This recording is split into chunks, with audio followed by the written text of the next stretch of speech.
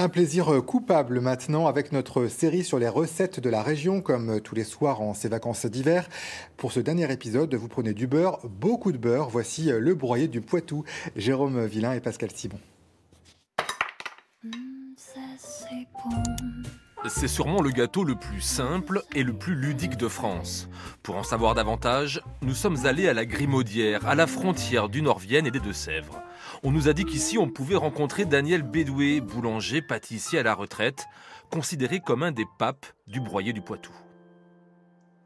Le broyé du Poitou, on ne peut pas le rater. Il y a les ingrédients, on prépare les ingrédients à l'avance, il ne faut pas se tromper.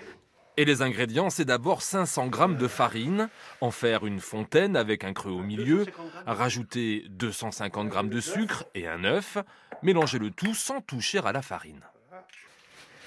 Bien mélanger le sucre et puis l'œuf.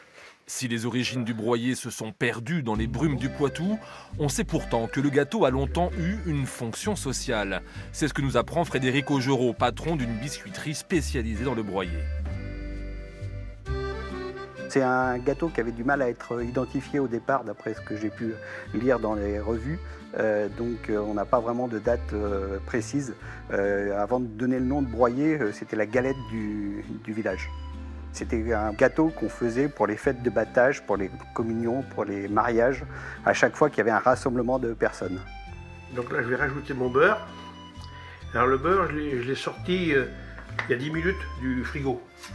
Poursuivons la recette du broyé du Poitou avec Daniel, mais attention, les images qui suivent peuvent choquer les plus sensibles d'entre vous. Voilà, donc je mélange le beurre avec mon œuf et le sucre. Voilà. Toute la motte. Voilà. Bon là on va vous dire quand même Daniel que c'est pas une recette très light. On va... Oui, c'est sûr, mais il y a pire. Une fois les 250 g de beurre mélangés au reste et une fois la pâte bien pétrie, place à la partie artistique de la recette. À ce jeu-là, Daniel, c'est le Michel-Ange du broyé grâce à son doigté exceptionnel. C'est joli. C'est pas joli? Si. Voilà. C'est même mon père qui faisait ça et puis je fais pareil, quoi. Voilà. En fait, il existe autant de recettes du broyé qu'il y a de cuisiniers dans le Poitou. Chacun a son propre truc, chacun a sa propre signature, sa propre identité. La Charente-Maritime, elle, avait la galette charentaise, qui est un produit beaucoup plus moelleux avec beaucoup plus d'œufs. Et nous, dans notre coin, on avait le broyé du Poitou avec beaucoup plus de beurre. Ça délimite vraiment un territoire, mais ça aussi délimite aussi des matières premières.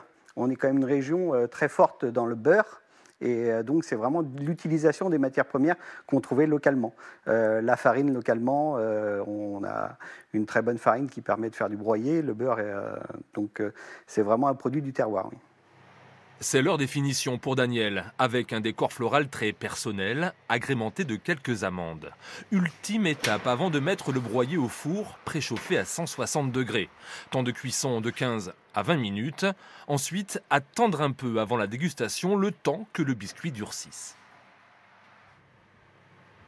Le broyé du Poitou, c'est comme à la portée de n'importe quelle cuisinière. Elle ne peut pas le louper, elle ne peut pas le rater, quoi. Certains accompagneront le broyé du Poitou d'un vin pétillant de Touraine, d'autres tremperont leurs morceaux dans du cognac ou du café.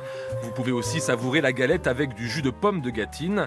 Et si le broyé s'accommode de tous ces breuvages, c'est parce que c'est un gâteau simple et généreux, à l'image d'une région où, lorsqu'on casse quelque chose à coups de poing, c'est surtout pour la meilleure des causes, la gourmandise.